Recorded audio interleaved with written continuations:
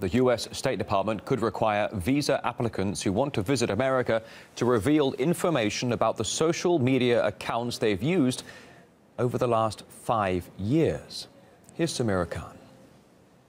Well, if you're looking to apply for a U.S. visa, you might need to clean up your social media posts or risk getting rejected. Visa applicants could be asked to turn over their social media history as part of Trump's new extreme vetting policies. Now, if it does pass, applicants will be forced to disclose 5 years of their social media history, and then the information will be used to apparently vet and identify them. But the State Department says this might not be it. They could even expand the list of required disclosures.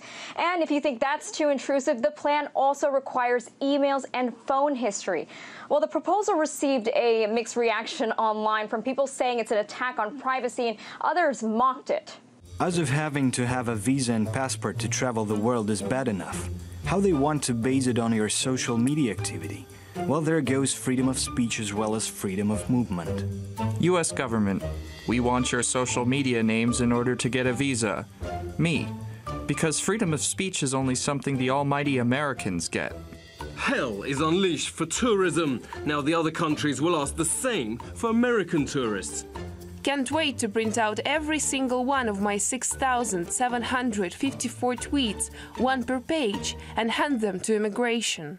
The plan could potentially affect about 14.7 million people every year.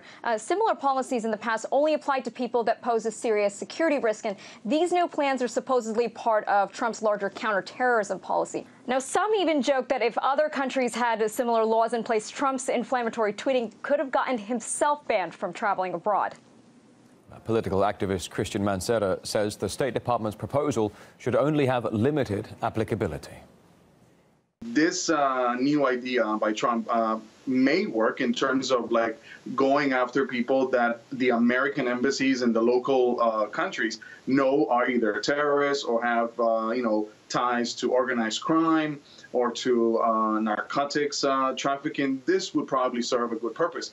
But the embassies would have to have special personnel that would have to check these social media sites, because this would take forever. So I think this is something that must be considered, because I don't believe that going after social media, the private lives of citizens that in most part are very good people, would serve the purpose of limiting the incoming immigrants that come into the U.S. Now, in terms of vetting and making sure that the right people come into the United States, there are other measures that could be taken, but not going after social media, because this will definitely have a very, very damaging effect, not only on tourism, but also on social media outlets that promote freedom of speech and the ability of people to share their lives with their loved ones and friends. First of all, it attacks privacy, it attacks the freedom of speech.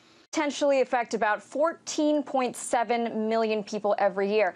Similar policies in the past only applied to people that pose a serious security risk, and these new plans are supposedly part of Trump's larger counterterrorism policy. Now, some even joke that if other countries had similar laws in place, Trump's inflammatory tweeting could have gotten himself banned from traveling abroad.